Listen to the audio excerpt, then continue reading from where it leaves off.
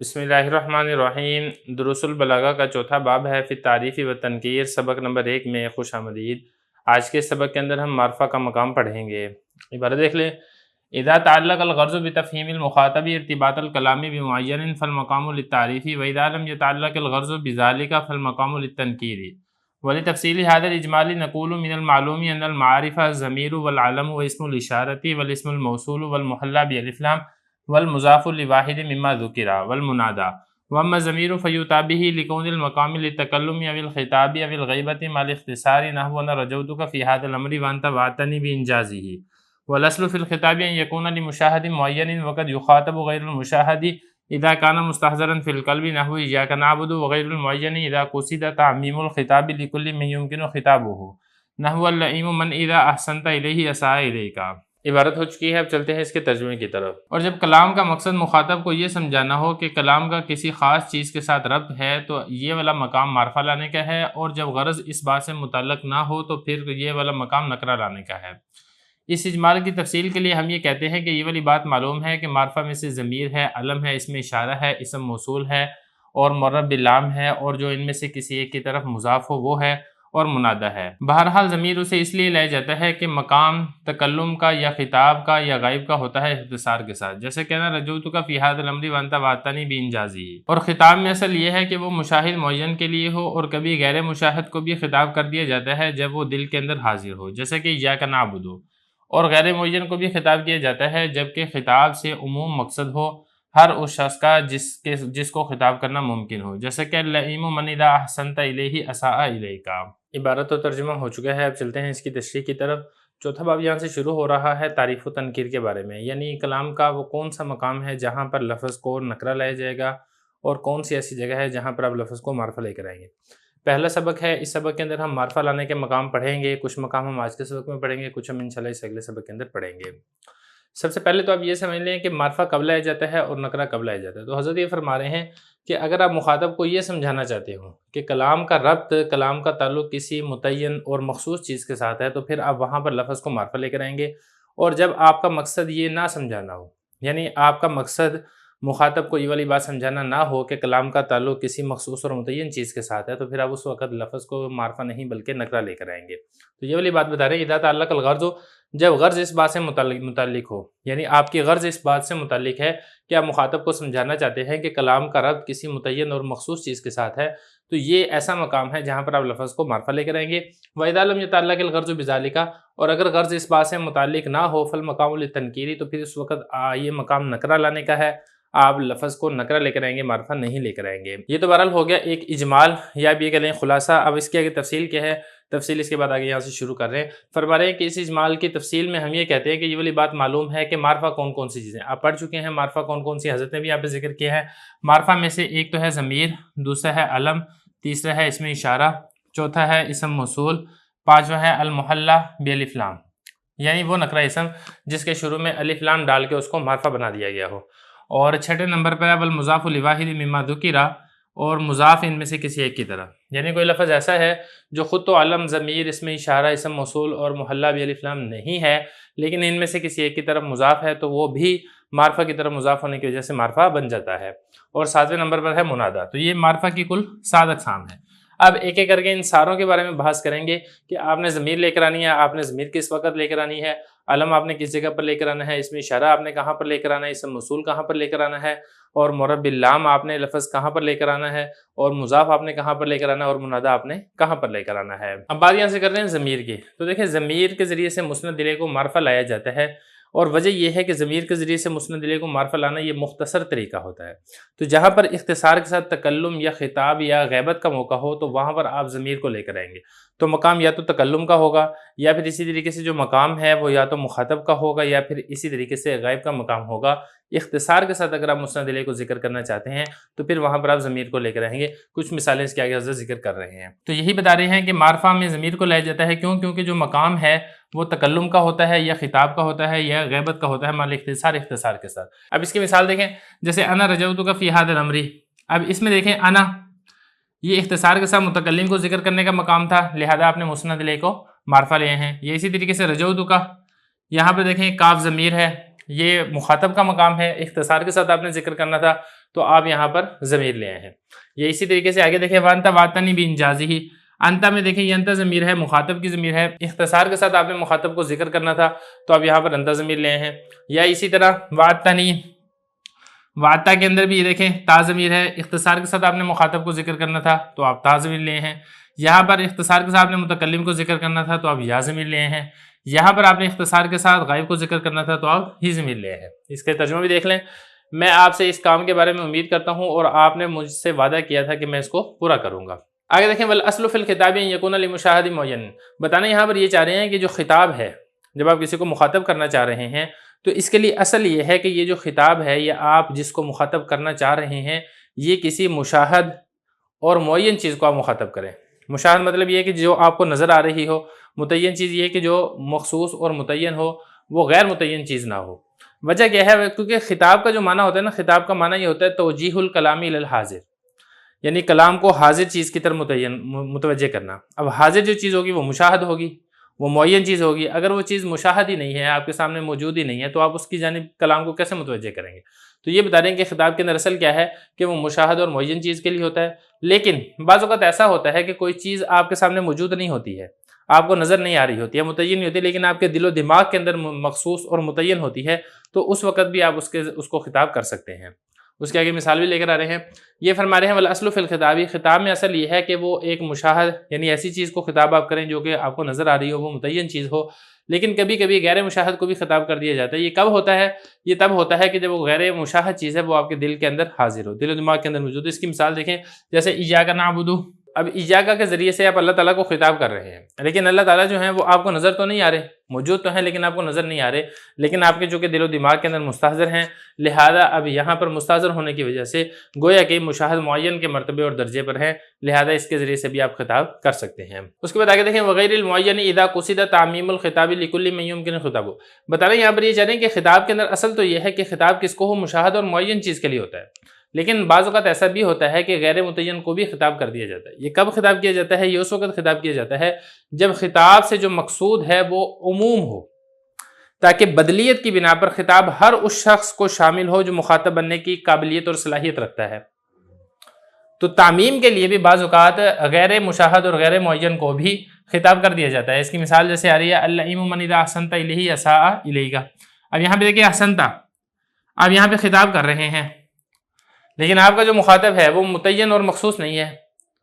کیوں یہاں پر متعین اور مخصوص نہیں ہے؟ کیونکہ یہاں پر مقصود ہی یہ ہے کہ بطور عموم کے ہر وہ شخص جو کمینہ ہے اور مخاطب بننے کی صلاحیت رکھتا ہے، یہ والا جو کلام ہے یہ علی سبیل البدلیت اس کو شامل ہو جائے۔ یہی فرمایا وغیر المعین اذا قصد تعمیم الخطابی، اور غیر متعین کو بھی خطاب کیا جاتا ہے کہ جب مقصد کیا ہو، خطاب کا تعمیم یا خطاب کا عموم ہو ہر اس شخص کو جس کو خطاب کرنا ممکن ہو، یعنی ہر وہ شخص جس میں مخاطب بننے کی صلاحیت ہو تو علی سبیل البدلیت سب کو شامل ہو جائے۔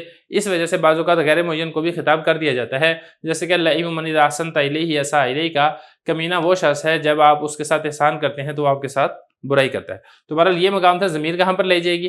اب اس کے بعد جو آگے ہے نا علم ہے، اس میں اشارہ ہے، وہ ہم انشاءاللہ اس کے بعد آگے ذکر کریں گے۔ بسم اللہ الرحمن الرحیم، دروس البلاغہ کا چوتھا باب ہے فی التعریف والتنکیر، سبق نمبر 2 میں خوش آمدید۔ آج کے سبق کے اندر ہم علم کب آئے گا وہ مقام پڑھیں گے۔ عبارت دیکھ لیں، وَأَمَّا الْعَلَمُ فَيُؤْتَىٰ بِهِ لِإِحْضَارِ مَعْنَاهُ فِي ذِهْنِ السَّامِعِ بِاسْمِهِ الْخَاصِ نَحْوُ وَإِذْ يَرْفَعُ إِبْرَاهِيمُ الْقَوَاعِدَ مِنَ الْبَيْتِ وَإِسْمَاعِيلُ وَقَدْ يُقْصَدُ بِهِ مَعَ ذَلِكَ أَغْرَاضٌ أُخْرَىٰ كالتعظيم في نحو ركب سيف الدولة والإهانة في نحو ذهب صخر والكناية عن معنى يصلح اللفظ له في نحو تبت يدا أبي لهب۔ ترجمہ دیکھ لیں، اور بہرحال علم اس کو اس مقصد کے لیے لایا جاتا ہے تاکہ سامع کے ذہن میں اس کو اس کے خاص نام کے ساتھ حاضر کیا جائے، جیسا کہ وَإِذْ يَرْفَعُ إِبْرَاهِيمُ الْقَوَاعِدَ مِنَ الْبَيْتِ وَإِسْمَاعِيلُ، اور کبھی اس کے ساتھ ساتھ دیگر اغراض بھی مقصد ہوتی ہیں، جیسا کہ تعظیم کے لیے آتا ہے جیسے راکب سیف الدولہ، اور توہین کے لیے جیسا کہ ذهب صخر، اور کسی ایسے معنی سے کنایہ کے لیے کہ لفظ اس معنی سے کنایہ بننے کی صلاحیت رکھتا ہو، جیسا کہ تبت یدا ابی لہب۔ عبارت و ترجمے کے بعد اب چلتے ہیں اس کی تشریح کی طرف۔ کلام کے وہ مواقع جہاں پر معرفہ لایا جاتا ہے، ایک موقع ہم پڑھ چکے ہیں ضمیر والا، اب یہاں سے دوسرا موقع بتا رہے ہیں کہ علم کہاں پر لایا جائے گا۔ تو علم کے بارے میں بتا رہے ہیں کہ علم کو لایا جاتا ہے تاکہ سامع کے ذہن میں کسی مخصوص نام کے ساتھ علم کو حاضر کیا جائے۔ تو سامع کے ذہن میں حاضر کرنے کے لیے علم کے ذریعے لفظ کو معرفہ لایا جاتا ہے۔ اس کی مثال لے کر ہیں وَإِذْ ابراہیم القواعد من البیت واسماعیل، اور یاد کرو جس وقت ابراہیم اور اسماعیل بیت اللہ کی دیواریں اٹھا رہے تھے، بلند کر رہے تھے۔ اب یہاں پہ اگر آپ دیکھیں گے اس آیت میں حضرت ابراہیم علیہ السلام اور حضرت اسماعیل علیہ السلام کو نام کے ساتھ بطور خاص طور پر ذکر کیا گیا ہے، تاکہ جو سامع ہے اس کو ابتدا سے ہی معلوم ہو جائے کہ بیت اللہ کے بنانے والے، بیت اللہ کی تعمیر کرنے والے حضرت ابراہیم اور حضرت اسماعیل علیہ السلام ہیں۔ اور اگر بالفرض یہاں پہ علم نہ لے کر آتے بلکہ ضمیر لے کر آتے اور یہ لفظ اس طریقے سے ذکر کیا جاتا یرفعان القواعد من البیت، تو پھر اس وقت جو تھا سامع کے ذہن میں وہ جو مخصوص شخصیت تھی حضرت ابراہیم علیہ السلام کی، حضرت اسماعیل علیہ السلام کی، وہ حاضر نہ ہوتی۔ تو سامع کے ذہن میں حاضر کرنے کے لیے یہاں پر تخصیص کے ساتھ، وضاحت کے ساتھ نام کو ذکر کیا جا رہا ہے۔ وقد یقصد به مع ذلك اغراض اخرى، یہاں سے بتانا یہ چاہ رہے ہیں کہ علم کو مین اور بنیادی مقصد تو اس کا یہی ہے کہ سامع کے ذہن میں خاص نام کے ذریعے سے اس کو حاضر کیا جائے، لیکن اس کے ساتھ ساتھ بعض اوقات دیگر اغراض اور دیگر مقاصد بھی ہوتے ہیں جس کی وجہ سے لفظ کو معرفہ لایا جاتا ہے علم کی صورت کے اندر۔ اس کی ایک مثال لے کر آئے ہیں جیسا کہ تعظیم، تو تعظیم کے پیش نظر بھی بعض اوقات علم کے ذریعے سے معرفہ لایا جاتا ہے، جیسے کہ اس کی مثال ہے رکیبہ سیف الدولہ، سیف الدولہ سوار ہوا۔ اب یہاں پہ دیکھیں یہ جو اسم ہے نا سیف الدولہ، خاص طور پر سامع کے ذہن میں سیف الدولہ کی ذات تو حاضر ہوئی ہی ہے، ساتھ ساتھ اس کے اندر تعظیم بھی پائی جا رہی ہے سیف الدولہ کی، کیونکہ جو سیف ہے نا، سیف کا معنی ہوتا ہے تلوار، تو جامع سامع جب یہ والا نام سنے گا تو اس کے ذہن کے اندر تو حاضر ہو گئی ہوگا، ساتھ ساتھ اس کی تعظیم بھی پائی جا رہی ہے، تو تعظیم کے پیش نظر بھی یہاں پر علم بنا کر ذکر کیا جا رہا ہے۔ والاہانہ، اور اسی طرح سامع کے ذہن میں حاضر کرنے کے ساتھ ساتھ بعض اوقات توہین بھی مقصد ہوتی ہے، جس کی وجہ سے علم کی صورت میں معرفہ کو لایا جاتا ہے۔ یہ اس وقت ہوتا ہے کہ جب علم کا معنی وضعی کے اندر ہی اہانت اور توہین اور ذلت کا معنی موجود ہو۔ اس کی مثال دیکھیں جیسا کہ ذہب صخر، صخر چلا گیا۔ اب صخر کا نام جو لیا گیا ہے سامع کے ذہن میں اس کا خاص نام تو حاضر کرنا یہ تو مقصد ہے ہی ہے، ساتھ ساتھ اس میں توہین بھی ہے، کیونکہ صخر کہا جاتا ہے چٹان کو، تو یہ کوئی اچھا نام نہیں ہے، تو اس کے کسی آدمی کو چٹان کہنا تو اس میں اس آدمی کی ذلت اور توہین ہے، تو ذلت اور توہین کے پیش نظر بھی خاص طور پر نام بنا کر علم کو ذکر کیا جاتا ہے۔ آگے دیکھیں والکنایہ، یعنی سامع کے ذہن میں نام حاضر کرنے کے ساتھ ساتھ کسی ایسے معنی سے کنایہ کے غرض سے بھی علم لایا جاتا ہے کہ جس کے لیے علم صلاحیت اور قابلیت رکھتا ہے۔ اس کی مثال کیا ہے؟ اس کی مثال ہے جیسے کہ سورہ لہب کے اندر آتا ہے تبت یدا ابی لہب وتب، ابو لہب کے ہاتھ ٹوٹ گئے اور وہ خود بھی ہلاک ہو گیا۔ اب یہاں پہ دیکھیں جب کہا گیا نا ابی لہب، تو ابی لہب سے سامع کے ذہن میں ابو لہب کی ذات حاضر ہو جائے گی، پھر جہنمی ہونے سے اس کو کنایہ کر دیا گیا، کیونکہ جو لہب ہے یہ شعلے کو کہا جاتا ہے اور حقیقتاً جو شعلہ ہے وہ جہنم کا ہوتا ہے، تو اسی لیے ابو لہب یعنی شعلے والا کہہ کر اس کو مسمى یعنی جہنم سے کنایہ کر دیا گیا ہے۔ تو ایسا بھی ہوتا ہے بعض اوقات کسی ایسے معنی سے کنایہ کی غرض سے بھی علم کو ذکر کر دیا جاتا ہے کہ لفظ اس معنی سے کنایہ بننے کی صلاحیت اور قابلیت رکھتا ہو۔ بہرحال یہ کچھ مقامات ہیں جہاں پر معرفہ کو بصورت علم لایا جاتا ہے۔ اب اس کے بعد انشاءاللہ اس میں اشارہ کے بارے میں ہم اگلے سبق میں پڑھیں گے۔ بسم اللہ الرحمن الرحیم۔ دروس البلاغہ کا چوتھا باب ہے فی التعریف والتنکیر، سبق نمبر 3 میں خوش آمدید۔ آج کے سبق کے اندر ہم اس میں اشارہ کا مقصد پڑھیں گے۔ عبارت دیکھ لیں، وَأَمَّا اسْمُ الْإِشَارَةِ فَيُؤْتَى بِهِ إِذَا تَعَيَّنَ طَرِيقًا لِإِحْضَارِهِ مَعْنَاهُ كَقَوْلِكَ بِأَنِ هَذَا مُشِيرًا إِلَى شَيْءٍ لَا تَعْرِفُ لَهُ اسْمًا وَلَا وَصْفًا۔ وَأَمَّا إِذَا لَمْ يَتَعَيَّنْ طَرِيقًا لِذَلِكَ فَيَكُونُ لِأَغْرَاضٍ أُخْرَى كَإِظْهَارِ الِاسْتِغْرَاقِ نَحْوُ كَمْ عَاقِلٍ أَعْيَتْ مَذَاهِبُهُ وَجَاهِلٍ جَاهِلٍ تَلْقَاهُ مَرْزُوقًا هذا الذي ترك الأوهام حائدة وصير العالم النحرير زنديقا۔ ترجمہ دیکھ لیں، اور بہرحال اس میں اشارہ اسے لایا جاتا ہے جب اس کے معنی کے حاضر کرنے کا کوئی طریقہ متعین ہو جائے، جیسا کہ تیرا قول بیعنی ہادہ، اشارہ کرتے ہوئے کسی چیز کی طرف کہ تجھے اس کا نام معلوم نہیں ہے اور نہ ہی تجھے اس کی صفت معلوم ہے، اور جب اس چیز کا طریقہ متعین نہ ہو تو پھر یہ دیگر اغراض کے لیے آتا ہے، جیسا کہ کسی عجیب و غریب حکم کو ظاہر کرنے کے لیے۔ مثال کے طور پر کتنے ہی عقل مند ہیں کہ انہیں معاش کے طریقوں نے تھکا دیا، اور کتنے ہی جاہل ہیں کہ تو انہیں پائے گا کہ انہیں رزق دیا جاتا ہے۔ یہ وہ چیز ہے جس نے عقلوں کو حیرت میں مبتلا کر دیا ہے اور ماہر عالم کو بے دین بنا دیا ہے۔ عبارت اور ترجمہ ہو چکا ہے، اب چلتے ہیں اس کی تشریح کی طرف۔ معرفہ کی اقسام میں سے جو ہم نے 7 قسمیں پڑھی ہیں، ان میں سے کس کو کس جگہ پر لایا جاتا ہے اور کس مقصد کے لیے لایا جاتا ہے، ان میں سے 2 قسمیں ہم پڑھ چکے ہیں۔ یہاں سے معرفہ کی تیسری قسم اس میں اشارہ شروع فرما رہے ہیں۔ تو اس میں اشارہ کی تفصیل بیان کرتے ہوئے حضرت نے فرمایا کہ اس میں اشارہ اس وقت لایا جاتا ہے جب کسی معین چیز کو، کسی متعین اور مخصوص چیز کو مخاطب کے ذہن میں اشارہ حسیہ کے ذریعے سے ظاہر کرنا یہ مقصد ہو۔ تو جب یہ مقصد ہوگا تو پھر اس وقت اس میں اشارہ کو لایا جاتا ہے۔ مثال کے طور پہ آپ کسی کو کہتے ہیں بیعنی ہادہ، مجھے یہ والی چیز فروخت کر دو، اور آپ اس کے ساتھ ساتھ اشارہ کر رہے ہیں، تو اشارہ جس چیز کی طرف آپ کر رہے ہیں نہ تو آپ کو اس کا نام معلوم ہے اور نہ ہی آپ کو اس کی کوئی صفات معلوم ہے، تو اس وقت آپ اشارہ حسیہ کے ذریعے سے جو متعین اور مخصوص چیز ہے اس کو مخاطب کے ذہن کے اندر حاضر کرنا چاہتے ہیں، تو اس وقت اس میں اشارہ کو استعمال کیا جاتا ہے۔ یہ بتا رہے ہیں کہ جو اس میں اشارہ ہے اس کو کب لایا جاتا ہے، اس کو اس وقت لایا جاتا ہے جب اس کے معنی کو حاضر کرنے کا طریقہ متعین ہو جائے، اور یہ کیسے متعین ہوگا، یہ اشارہ حسیہ کے ذریعے سے متعین ہوگا۔ جیسا کہ آپ کا قول ہے بِأَنِّ هَذَا مُشِيرٌ إِلَىٰ شَيْءٍ، آپ یہ کہیں کہ مجھے والی چیز بھیج دو، اور ساتھ ساتھ آپ اشارہ کر رہے ہیں ایک ایسی چیز کی طرف کا آپ کو نہ تو اس کا نام معلوم ہے اور نہ ہی آپ کو اس کی صفات معلوم ہے۔ وَإِذَا لَمْ يَتَعَيَّنْ طَرِيقًا لِذَلِكَ، اگلا مسئلہ لیکن بعض اوقات یہ ہوتا ہے کہ اس میں اشارہ کے ذریعے سے کسی مخصوص اور متعین چیز کو مخاطب کے ذہن میں مستحضر کرنا، مخاطب کے ذہن میں حاضر کرنا، یہ مقصد نہیں ہوتا ہے، تو پھر کیا مقصد ہوتا ہے؟ پھر اس میں اشارہ کو دیگر اغراض و مقاصد کے لیے بھی استعمال کیا جاتا ہے۔ اب وہ دیگر اغراض و مقاصد کیا ہیں، ان میں سے ایک مقصد ہم آج کے سبق کے اندر پڑھیں گے، اور انشاءاللہ جو باقی مقاصد ہیں وہ ہم اس سے اگلے سبق کے اندر پڑھیں گے۔ جو پہلا مقصد ہے وہ یہ ہے اظہار استغراب۔ استغراب کا مطلب یہ ہے تعجب، حیرت انگیز واقعہ یا حیرت انگیز حکم کو ظاہر کرنے کے لیے اس میں اشارہ کو استعمال کیا جاتا ہے۔ اب اس کے اوپر دلیل کیا ہے؟ دلیل کے طور پر شاعر کا ایک شعر لے کر آئے ہیں، وہ شعر دیکھ لیں آپ۔ شاعر یہ کہتا ہے کم عاقل عاقل آیت مذاہب، اس میں ایک ایک لفظ کے بارے میں ہم تفصیل پڑھ لیتے ہیں، پھر انشاءاللہ اس کی تشریح کریں گے کہ شعر کا مطلب کیا ہے، اور پھر اس میں جو محل استشہاد ہے اس کو واضح کریں گے۔ پہلا لفظ دیکھیں عاقل، عقل یعقل، باب اس کا ضرب یضرب آتا ہے اور اس کا معنی ہوتا ہے عقل مند ہونا، اسی سے ہی اسم فاعل کا صیغہ ہے۔ اگلا لفظ ہے اعیت، یہ باب افعال سے ہے، اعیا یعی اعیا، اس کا مطلب ہوتا ہے عاجز بنا دینا، عاجز کر دینا۔ اس کے بعد آگے ہے مذاہب، مذاہب یہ مذہب کی جمع ہے، طریقے اور راستے کو کہا جاتا ہے، اور یہاں پر مراد ہے حصول معاش کے طریقے یا حصول معاش کے راستے۔ آگے لفظ دیکھیں جاہل، جاہل یجہل، باب اس کا سامعہ یسمع آتا ہے اور اس کا مطلب ہوتا ہے نادان ہونا یا ناواقف ہونا، بے وقوف ہونا، یہ اس کے معنی آتے ہیں۔ اس کے بعد آگے ہے تلقاہ، لقی یلقا، باب اس کا بھی سامعہ یسمع ہوتا ہے اور اس کا مطلب ہوتا ہے ملنا، کسی چیز کو حاصل کرنا۔ آگے ہے مرزوقہ، باب اس کا نصر ینصر ہوتا ہے، رازق یرزق، اسی سے اسم مفعول کا صیغہ ہے، مراد ہے رزق دیا ہوا۔ آگے ہے ترک یترک، اس کا مطلب ہوتا ہے ترک کرنا، واحد مذکر غائب فعل ماضی معلوم کا صیغہ ہے۔ اوہام یہ وہم کی جمع ہے، خیال کو کہا جاتا ہے۔ حائدہ، باب اس کا سامعہ یسمع آتا ہے اور اس کا مطلب ہوتا ہے حیران ہونا یا حیران کر دینا۔ سیارہ یسیر تسییر، باب اس کا تفعیل ہے اور اس کا معنی ہوتا ہے ایک حالت سے دوسری حالت کی طرف منتقل کرنا۔ نحریر، اس کی جمع نحاریر آتی ہے، عقل مند کو کہا جاتا ہے۔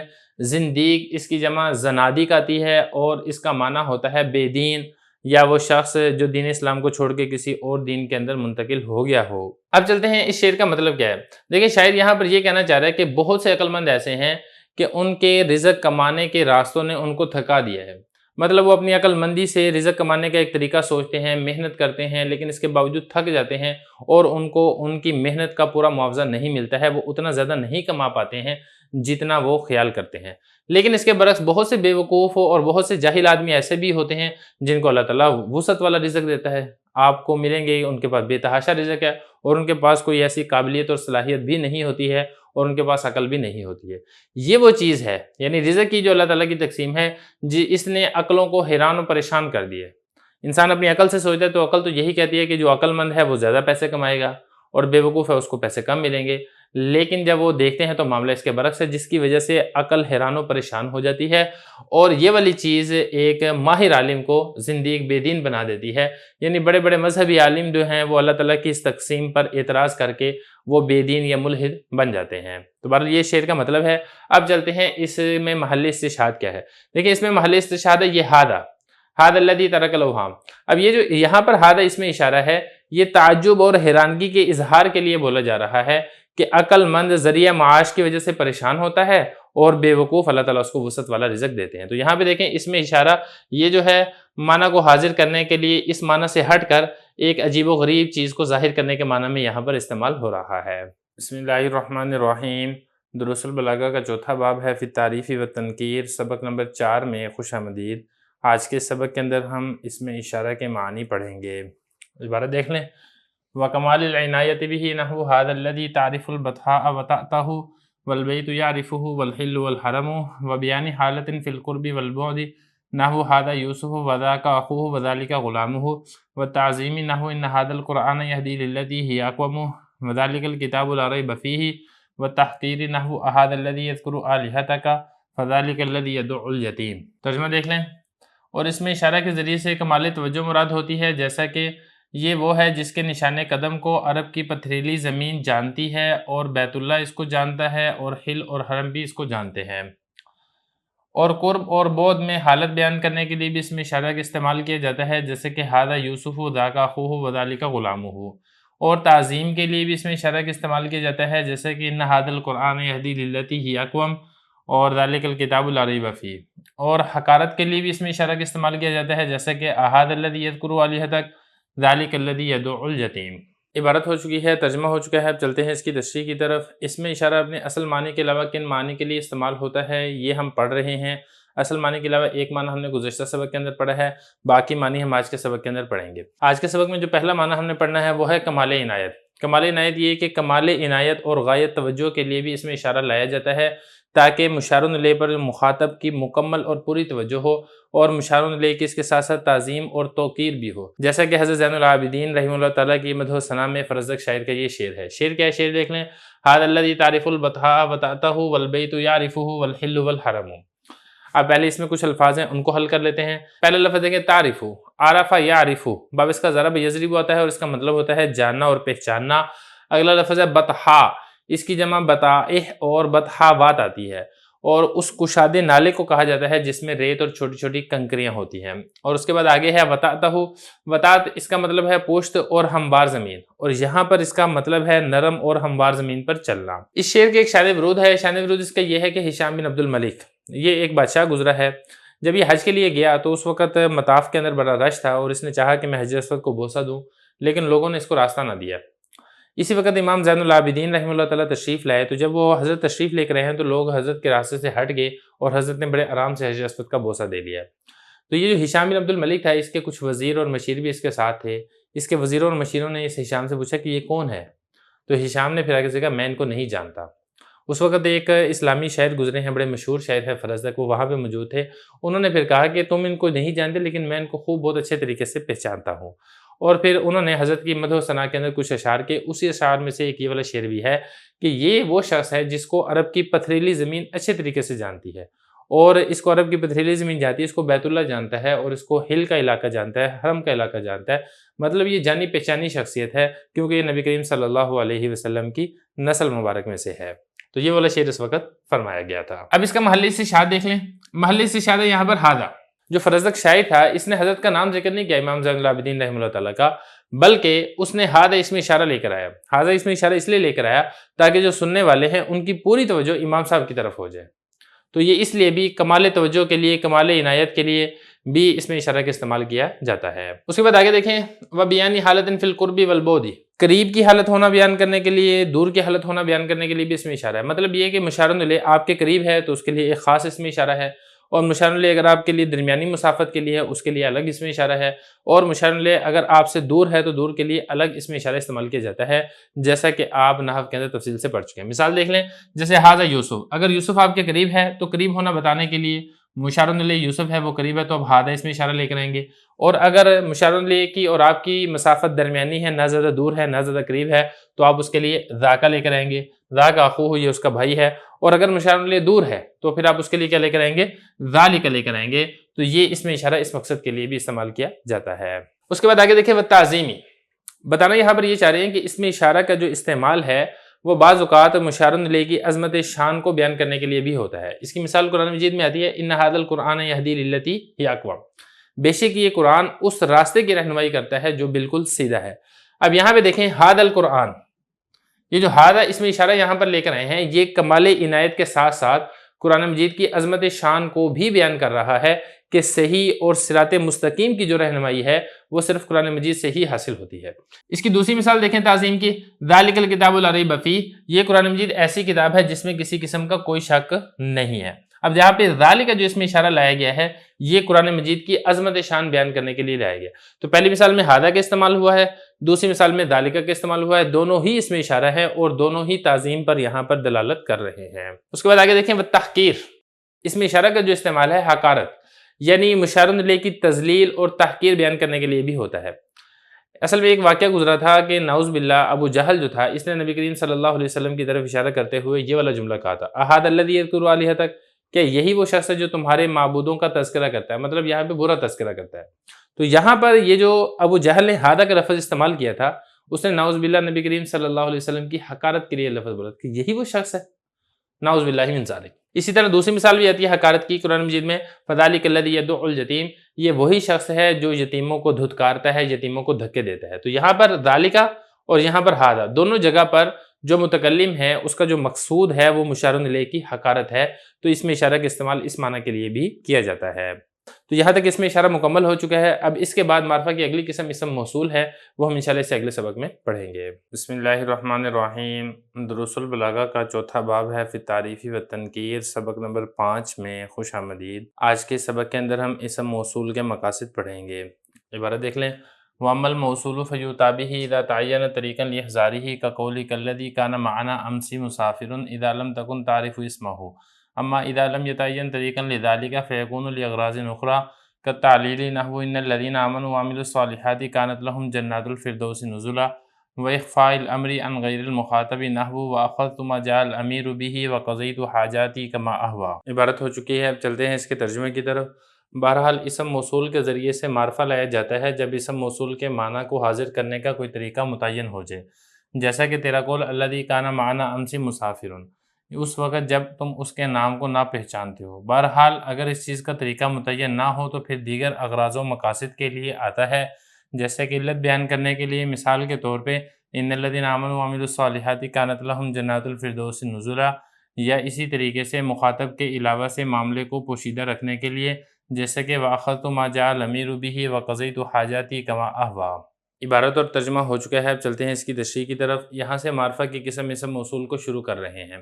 دیکھیں اسم موصول کی تفصیل یہ ہے کہ اسم موصول کے ساتھ لفظ کو معرفہ اس وقت لایا جاتا ہے جب کسی مخصوص اور متعین چیز کو سامع کے ذہن میں مستحضر کرنے کے لیے اسم موصول کا ہونا متعین ہو جائے، یعنی جو مخاطب ہے اس کو صرف صلہ کا علم ہو، اس کے علاوہ وہ مخاطب کے دیگر احوال کو نہ جانتا ہو، تو پھر اس صورت میں معرفہ کو اسم موصول کے ذریعے سے لایا جاتا ہے۔ اب اس مثال میں دیکھیں، کانا معنا امسی، یہ صلہ ہے اور آپ کا مخاطب اس صلہ کو تو جانتا ہے لیکن اس صلہ کے علاوہ دیگر احوال کو نہیں جانتا ہے، تو پھر متعین چیز یعنی جو مسافر ہے اس کو سامع کے ذہن میں مستحضر کرنے کے لیے اسم موصول کو ہی لایا جائے گا، کیونکہ اسم موصول کا لانا یہاں پر متعین ہو چکا ہے۔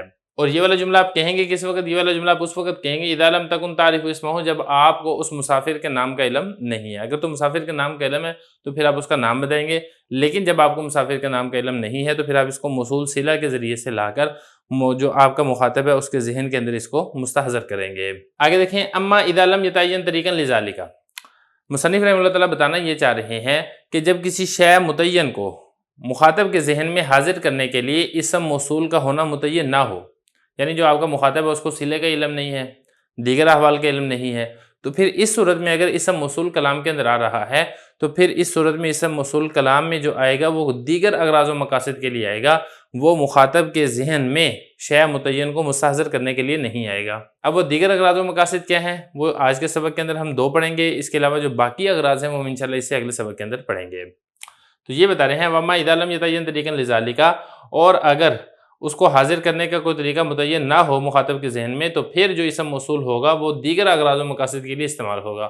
اب وہ دیگر اغراض و مقاصد میں سے پہلا مقصد کیا ہے؟ وہ ہے تعلیل۔ تعلیل کا کیا مطلب ہے؟ تعلیل کا مطلب یہ ہے کہ اسم موصول علت بتانے کے لیے آتا ہے، یعنی جو حکم لگ رہا ہے اس حکم کی علت اسم موصول ہے، اگر اسم موصول نہ ہو تو جو آپ کا مطلوب ہے وہ حاصل نہیں ہوگا۔ اس کی مثال دیکھیں، مثال ان الذین آمنوا وعملوا الصالحات کانت لهم جنات الفردوس نزلا، بے شک وہ لوگ جو ایمان لے اور اعمال صالح اختیار کیے ان کے لیے فردوس کے باغات ہیں مہمانی کے طور پہ۔ اب یہ دیکھیں، مہمانی کے طور پہ جو فردوس کے باغات ان کو ملیں گے جنت الفردوس کے، یہ جو حکم ان کے اوپر لگ رہا ہے اس کی وجہ اور علت کیا ہے؟ اس کی وجہ اور علت یہ اسم موصول ہے، الذین اسم موصول، آمنوا وعملوا الصالحات اس کا صلہ، اور وہ کیا ہے؟ یعنی ایمان اور اعمال صالحہ یہ علت بن رہی ہیں جنت میں مہمان نوازی کی۔ اگر ایمان و اعمال صالحہ نہ ہو تو پھر جو حکم لگ رہا ہے جنت میں مہمان نوازی کا یہ بھی فوت ہو جائے گا۔ دیگر اغراض میں سے ایک غرض آپ نے پڑھ لی ہے تعلیل، اب دوسری غرض یہاں سے بتا رہے ہیں اخفاء امر عن غیر مخاطب، مطلب یہ ہے کہ مخاطب کے علاوہ سے واقع کو، حقیقت کو چھپانے کے لیے بھی اسم موصول کا استعمال کیا جاتا ہے۔ اب اس کی کیا مثال ہے؟ اس کی مثال میں ایک شعر لے کر رہے ہیں، وَأَخَذْتُ مَا جَادَ الْأَمِيرُ بِهِ، یہ جب میں نے عبارت پڑھی تھی میں نے جاء پڑھ لیا تھا، یہ جاء نہیں ہے، یہ جادہ ہے، اس کی تصحیح کر لیں۔ وَأَخَذْتُ مَا جَادَ الْأَمِيرُ بِهِ وَقَضَيْتُ حَاجَاتِي كَمَا أَهْوَىٰ، میں نے لے لی وہ چیز جس کے ساتھ امیر نے سخاوت کی ہے، اور میں نے اپنی ضرورتوں کو ایسے پورا کر لیا جیسے میں پسند کرتا ہوں۔ اس کا ترجمہ ہو گیا ہے۔ اب اس میں ایک ایک لفظ کے بارے میں لغوی صرفی تحقیق تھوڑی سی دیکھ لیں، پھر انشاءاللہ اس کی تشریح کرتے ہیں اور آخر میں جو محل استشہاد ہے اس کو واضح کرتے ہیں۔ پہلا لفظ ہے اخذت، اخذ یاخذ اخذا، باب اس کا نصر ینصر آتا ہے، اس کا مطلب ہوتا ہے لینا، واحد متکلم فی الماضی معلوم کا صیغہ ہے۔ جاد یجود، باب اس کا بھی نصر ینصر آتا ہے اور اس کا مطلب ہوتا ہے سخاوت کرنا۔ اصل میں یہ جو جادہ ہے یہ جاودہ تھا، کالا والا قانون اس کے اوپر لگا ہے۔ آگے لفظ دیکھیں قضیتو، قضا یقضی، باب اس کا ضرب یضرب آتا ہے اور اس کا مطلب ہوتا ہے پورا کرنا۔ حاجات، یہ حاجتن کی جمع ہے اور یہ ضرورت کو کہا جاتا ہے۔ احوا، حوی یحوا، باب اس کا سمیع یسمع آتا ہے اور اس کا مطلب ہوتا ہے رغبت کرنا، خواہش کرنا، محبت کرنا، یہ اس کے معنی آتے ہیں۔ اب اس شعر کا مطلب کیا ہے؟ جو شاعر ہے وہ یہ بتانا چاہ رہا ہے کہ میں نے وہ تمام چیزیں لے لی جن چیزوں کی امیر نے مجھ کے اوپر سخاوت کی ہے، مطلب میں امیر کے پاس گیا تھا، امیر نے کچھ چیزیں مجھے عطا کی، وہ چیزیں میں نے لے لی اور میں نے اپنی ضرورتوں کو پورا کر لیا جیسے میں پسند کرتا تھا، یعنی میں نے اپنی خواہش کے مطابق جتنی میری ضروریات تھیں وہ میں نے امیر کے ذریعے سے پوری کر لی۔ اب یہاں پہ اخفاء امر کس طریقے سے ہے؟ اخفاء امر اس طریقے سے کہ یہاں پہ دیکھیں میم الف ما اسم موصول آیا ہے اور جاد الامیر یہ اس کا صلہ بن رہا ہے، تو جو متکلم ہے، متکلم کا مقصد یہ ہے کہ مخاطب کے علاوہ کو پتہ نہ چلے کہ امیر سے کون کون سی چیزوں کو لیا گیا ہے، تو غیر مخاطب سے واقع کو، حقیقت کو چھپانے کے لیے یہاں پہ اسم موصول کا استعمال کیا جا رہا ہے۔ بسم اللہ الرحمن الرحیم، دروس البلاغہ کا چوتھا باب ہے فی التعریف والتنکیر، سبق نمبر 6 میں خوش آمدید۔ آج کے سبق کے اندر ہم اسم موصول کے مقام پڑھیں گے۔ عبارت دیکھ لیں، وَالتَّنبِیہِ عَلَى الْخَطَئِ نَحْوُ إِنَّ الَّذِينَ تَرَوْنَ إِخْوَانَكُمْ يَشْفِي غَلِيلُ صُدُورِهِمْ أَن تُسْرَعُوا وَتَفْخِيمِ شَأْنِ الْمَحْكُومِ بِهِ نَحْوُ إِنَّ الَّذِي سَمَكَ السَّمَاءَ بَنَى لَنَا بَيْتًا دَعَائِعُهُ أَعَزُّ وَأَطْوَلُ وَالتَّحْوِيلِ تَعْظِيمًا وَتَحْقِيرًا نَحْوُ فَغَشِيَهُم مِّنَ الْيَمِّ مَا غَشِيَهُم وَمَن لَّمْ يَدْرِ حَقِيقَةَ الْحَالِ قَالَ مَا قَالَ وَالتَّحَكُّمِ نَحْوُ يَا أَيُّهَا الَّذِي نُزِّلَ عَلَيْهِ الذِّكْرُ إِنَّكَ لَمَجْنُونٌ۔ ترجمہ دیکھ لیں، اور اسم موصول کو غلطی پر تنبیہ کرنے کے لیے لایا جاتا ہے، جیسا کہ وہ لوگ جن کو تم بھائی گمان کرتے ہو ان کے دلوں کا کینہ اس بات سے شفا حاصل کرتا ہے کہ تمہیں ہلاک کر دیا جائے، اور محکوم بھی کی شان کو بلند کرنے کے لیے اسم موصول کو لایا جاتا ہے، جیسا کہ بے شک وہ ذات جس نے آسمان کو بلند کیا، اس نے ہمارے لیے ایسا گھر بنایا کہ جس کے ستون مضبوط اور لمبے ہیں۔ اور اسم موصول کو ڈرانے کے لیے لایا جاتا ہے اسم موصول کی عظمت شان کی وجہ سے اور اسم موصول کی حقارت کی وجہ سے، جیسا کہ ڈھانپ لیا ان کو سمندر کی اس چیز نے جس چیز نے ان کو ڈھانپا، اور جو شخص حقیقت حال کو نہیں جانتا ہے وہ کہتا ہے جو وہ کہنا چاہتا ہے، اور مذاق اڑانے کے لیے جیسا کہ اے وہ شخص جس پر نصیحت اتری ہے تم تو مجنون شخص ہو۔ عبارت ہو چکی ہے، ترجمہ ہو چکا ہے، اب چلتے ہیں اس کی تشریح کی طرف۔ اسم موصول کے ہم مقامات پڑھ رہے ہیں۔ گزشتہ سبق کے اندر جو ہم نے آخری مقام پڑھا تھا وہ یہ تھا کہ مخاطب کے علاوہ سے حال کو، حقیقت کو چھپانے کے لیے اسم موصول کو لایا جاتا ہے۔ اسی طرح اسم موصول کو دیگر مقاصد کے لیے بھی لایا جاتا ہے۔ 3 مقاصد ہم آج کے سبق کے اندر پڑھیں گے۔ پہلا مقصد ہے غلطی پر تنبیہ کرنے کے لیے بھی اسم موصول کو لایا جاتا ہے۔ اب اس کی مثال میں ایک شاعر کا شعر لے کر آئے، شعر دیکھ لیں، ان الذین ترون اخوانکم یشفی غلیل صدورہم ان تسرعوا۔ کچھ الفاظ ہیں ان کے لغوی صرفی تحقیق کر لیتے ہیں، شعر کا مطلب سمجھ لیتے ہیں، پھر اس میں جو محل استشہاد ہے اس کے بارے میں ہم انشاءاللہ بات کریں گے۔ پہلا لفظ دیکھیں، ترونا، رآ یرا رؤیتن، باب اس کا فتح یفتح آتا ہے اور اس کا معنی ہوتا ہے دیکھنا۔ جمع مذکر کا صیغہ ہے فعل مضارع معلوم کا۔ اخوان یہ جمع ہے اخن کی، بھائی کو کہا جاتا ہے۔ شفا یشفی، باب اس کا ضرب یضرب ہوتا ہے اور اس کا معنی ہوتا ہے شفا حاصل کرنا، بیماری سے صحت یاب ہونا۔ صدور یہ صدر کی جمع ہے، سینے کو کہا جاتا ہے۔ تسرع، سرع یسرع، باب اس کا ضرب یضرب ہوتا ہے اور اس کا معنی ہوتا ہے پچھاڑنا، زمین پر گرانا۔ اسی سے مضارع مجہول کا صیغہ ہے، یعنی کہ تمہیں پچھاڑ دیا جائے، تمہیں زمین پر گرا دیا جائے، کنایہ ہے ہلاک کرنے سے۔ اب شعر کا مطلب کیا ہے؟ شعر کا مطلب یہ ہے کہ وہ لوگ جن کو تم اپنا بھائی سمجھتے ہو ان کے سینوں کے اندر کینہ اور بغض اور نفرت بھری ہوئی ہے۔ ان کے جو سینے کا کینہ ہے وہ اس وقت شفا پائے گا، یعنی ان کے سینوں کا کینہ اور بغض اس وقت ختم ہوگا جب تم ہلاک کر دیے جاؤ گے۔ مطلب یہ ہے کہ ان کے دلوں کے اندر پوشیدہ طور پر تمہاری نفرت اور تمہاری دشمنی بھری ہوئی ہے، پھر بھی اگر تم ان لوگوں کو بھائی سمجھتے ہو تو یہ تمہاری غلطی ہے۔ اسی غلطی پر متنبہ کرنے کے لیے یہاں پر اسم موصول ان الذین آ رہا ہے۔ اب محل استشہاد اس کا کیا ہے؟ وہ یہ ہے ان الذین ترونہم، تو یہاں پر جو الذین اسم موصول لے کر آئے ہیں یہ غلطی پر تنبیہ کرنے کے لیے لے کر آئے ہیں کہ جن لوگوں کو تم اپنا بھائی گمان کر رہے ہو، بھائی سمجھ رہے ہو، تم غلطی پر ہو، ان لوگوں کو تم اپنا بھائی گمان نہ کرو، ان لوگوں کو تم اپنا بھائی مت سمجھو۔ اس کے بعد آگے دیکھیں وتفخیم شان المحکوم بھی، محکوم بھی مطلب کیا ہے یہاں پہ؟ خبر، کیونکہ آپ کو معلوم ہے ایک ہوتا ہے محکوم علیہ اور ایک ہوتا ہے محکوم بھی۔ محکوم علیہ مبتدا بھی ہوتا ہے اور محکوم بھی خبر بھی ہوتا ہے۔ تو بعض اوقات ایسا بھی ہوتا ہے کہ اسم موصول کو اس لیے لایا جاتا ہے تاکہ محکوم بھی یعنی خبر کی شان کو بڑھانے کے لیے اور اس کی عظمت شان بتانے کے لیے بھی اسم موصول کا استعمال کیا جاتا ہے۔ اب اس کے لیے ایک شعر لے کر آئے ہیں، شعر دیکھ لیں۔ ان الذی سمک السماء بنا لنا بیتا دعائمہ اعز واطول۔ اب چلتے ہیں شعر کی لغوی صرفی تحقیق کی طرف۔ پہلا لفظ ہے سمکا، سمکا یسمکو، باب اس کا آتا ہے نصر ینصر اور اس کا معنی ہوتا ہے بلند کرنا۔ سما یہ واحد ہے، آسمان کو کہا جاتا ہے، اس کی جمع سماوات آتی ہے۔ اور اس کے بعد آگے لفظ ہے بنا، بنا یبنی، باب اس کا ضرب یضرب آتا ہے اور اس کا معنی ہوتا ہے بنانا۔ بیت گھر کو کہا جاتا ہے، اس کی جمع بیوت آتی ہے۔ آگے لفظ ہے دعائم، یہ جمع ہے دعامتن کی، ستون کو کہا جاتا ہے۔ اعزو، عز یعز، باب اس کا ضرب یضرب آتا ہے اور اسی سے یہ اسم تفضیل کا صیغہ ہے، مطلب ہے زیادہ عزت والا ہونا۔ اطول، طال یطول، اس کا مطلب طویل ہونا، لمبا ہونا، اسی سے اسم تفضیل کا صیغہ ہے۔ اب اس کے لیے ایک شعر لے کر آئے، شعر کو دیکھ لیں، اس میں کچھ الفاظ ہیں اس کے بارے میں بات کرتے ہیں۔ پہلا لفظ ہے سمکا، سمکا یسمکو، باب اس کا نصر ینصر آتا ہے، اس کا معنی ہوتا ہے بلند کرنا۔ آگے ہے سما، آسمان کو کہا جاتا ہے، اس کی جمع سماوات آتی ہے۔ بنا یبنی، باب اس کا ضرب یضرب آتا ہے، واحد مذکر غائب فعل ماضی معلوم کا صیغہ ہے، مطلب بنانا۔ بیت کہا جاتا ہے گھر کو۔ اور دعائم، اصل لفظ دعائم ہے، جس وقت عبارت پڑھی تھی تو اس وقت غلطی ہو گئی تھی تو اس کی تصحیح کر لیں۔ دعائم یہ دعامتن کی جمع ہے، ستون کو کہا جاتا ہے۔ اعزو، عز یعز، باب اس کا ضرب یضرب آتا ہے، اسی سے اسم تفضیل کا صیغہ ہے، زیادہ عزت والا ہونا۔ اطولو، یہ بھی اسم تفضیل کا صیغہ ہے، مطلب ہے طویل ہونا۔ یہ تو ہو گیا اس کی لغوی صرفی تحقیق۔ اب چلتے ہیں شعر کا مطلب کیا ہے۔ دیکھیے شعر کا مطلب یہ ہے کہ شاعر یہ کہہ رہا ہے کہ بے شک وہ ذات جس نے آسمان کو ہمارے لیے بلند کیا، اس نے ہمارے لیے ایک ایسا گھر بنایا ہے جس کے ستون عظیم الشان اور لمبے ہیں۔ یعنی جس اللہ نے آسمان کو بلند کیا ہے اس کا ہر کام عظیم الشان اور بلند مرتبے کا حامل ہے، اس نے ہمارے گھر کو بھی عظمت شان اور رفیع درجات عطا کیا ہے۔ اور یہ شعر کا مطلب ہو گیا۔ اب چلتے ہیں اس کے محل استشہاد کی طرف۔ محل استشہاد ہے الذی سمک السما، تو یہاں پر الذی اسم موصول لا کر محکوم بھی یعنی جو شاعر کا گھر ہے اس کی عظمت کی طرف اشارہ کیا جا رہا ہے۔ اس کے بعد آگے دیکھیں وَالتَّحْوِيلِ تَعْظِيمًا وَتَحْقِيرًا، مطلب یہ ہے کہ کسی واقعے کو بڑا اور خطرناک بنا کر پیش کرنے کے لیے بھی اسم موصول کا استعمال کیا جاتا ہے۔ اب یہ جو بڑا اور خطرناک بنا کر پیش کیا جاتا ہے یہ تعظیم کے اعتبار سے بھی ہو سکتا ہے اور تحقیر کے اعتبار سے بھی ہو سکتا ہے۔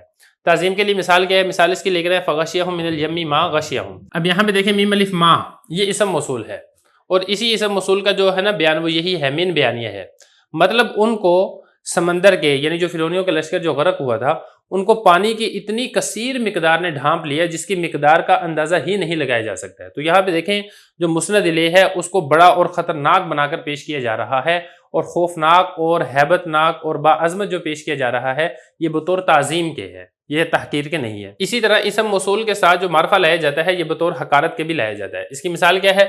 اس کی مثال ہے وَمَن لَمْ يَدْرِ حقیقت الحال قال ما قال۔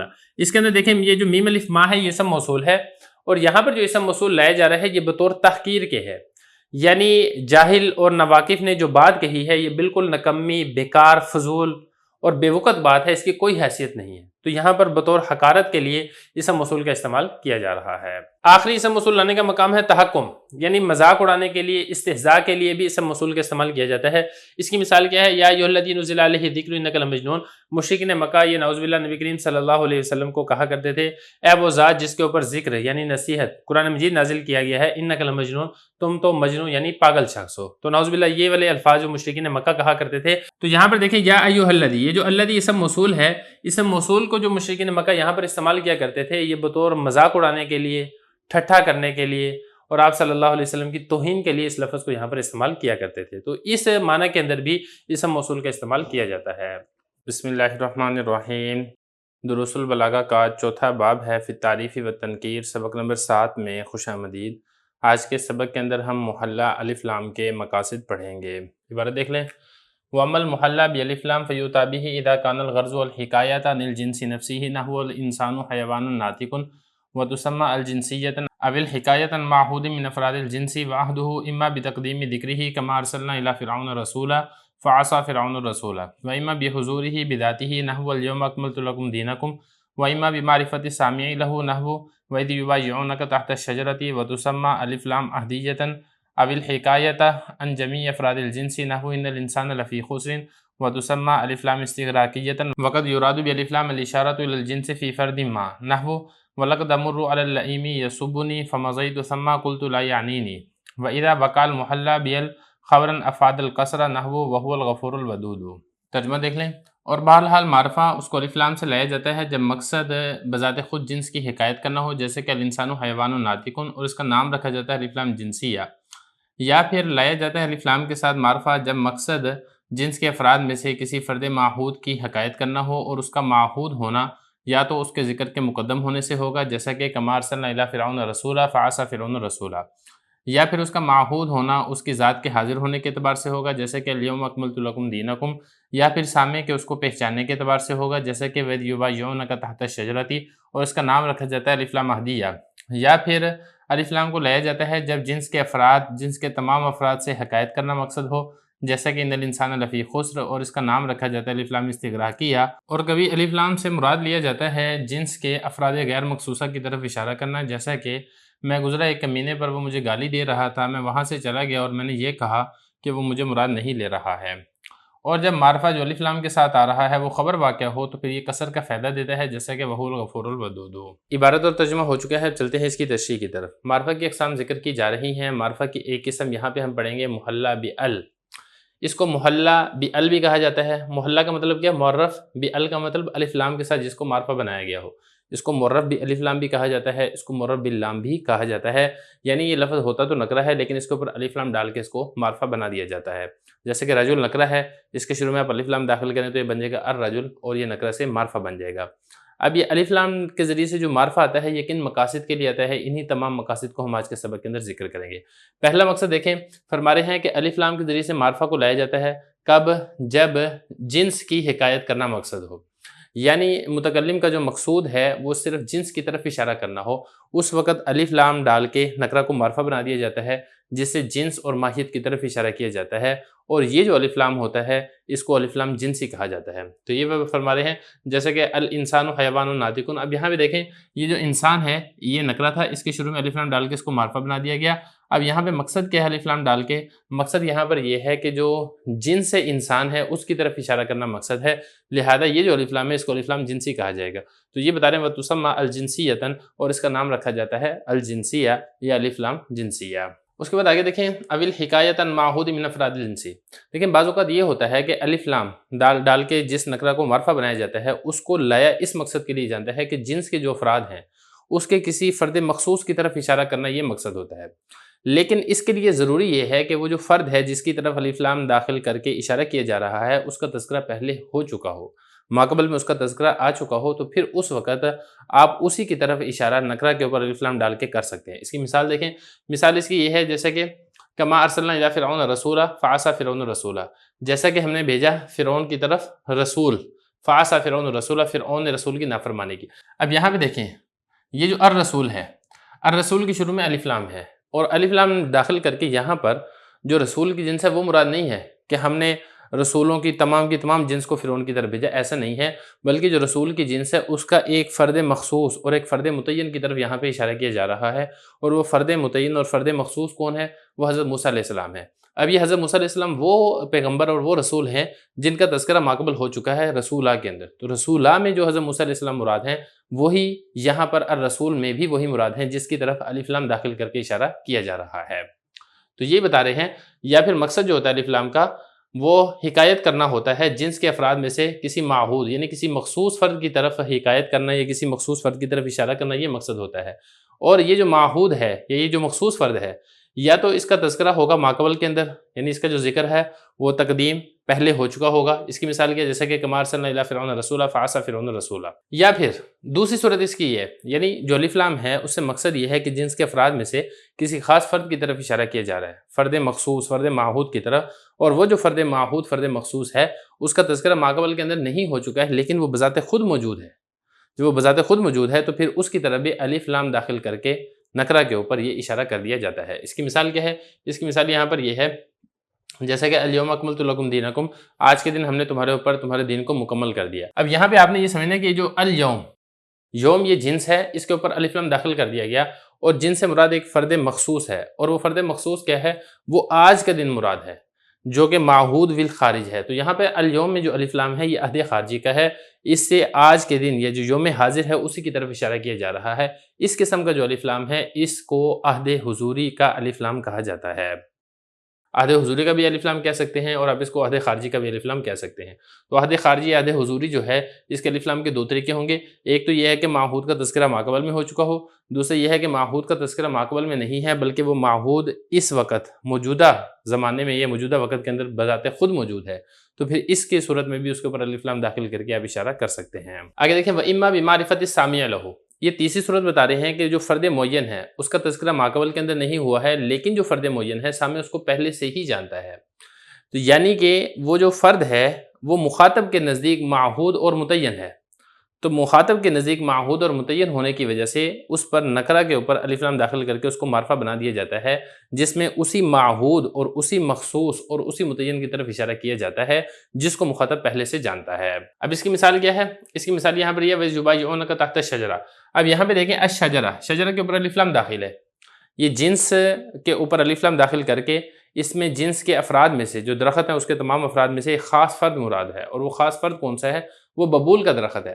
اب یہ وہ درخت ہے جس کو صحابہ کرام آیت کے نازل ہونے سے پہلے ہی جانتے تھے، وہ ببول کا درخت تھا جس کی جڑ کے پاس نبی کریم صلی اللہ علیہ وسلم تشریف فرما تھے، اور اس کی جو شاخ تھی وہ آپ صلی اللہ علیہ وسلم کی پشت مبارک پر پڑ رہی تھی، تو لہذا اب اسی درخت کی طرف الف لام داخل کر کے اشارہ کر دیا جا رہا ہے، تو اس سے مراد وہی مخصوص اور متعین درخت ہے جس کو صحابہ کرام، یا دوسرے لفظوں میں ہم یہ کہ مخاطب اس کو پہلے سے ہی جانتا ہے۔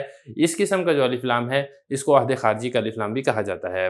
تو یہ بتا رہے ہیں وَإِمَّا بِمَعْرِفَةِ السَّامِعِ لَهُ، یا پھر یہ ہے کہ جو سامع ہے سامع اس کو پہچانتا ہے، یہ جو لہو میں ہو ضمیر ہے وہ معہود کی طرف لوٹ رہی ہے۔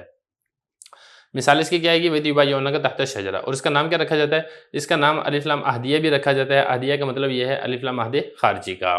آگے دیکھیں اب الحکایۃ عن جمیع افراد الجنس، آگے بتا رہے ہیں کہ جو نکرہ کے اوپر الف لام داخل کیا جاتا ہے اور اس کو معرف باللام لا کر ذکر کیا جاتا ہے، اس کا مقصد کیا ہوتا ہے؟ اس کا مقصد یہ ہوتا ہے کہ الف لام سے جنس کے تمام افراد کی طرف اشارہ کرنا ہوتا ہے۔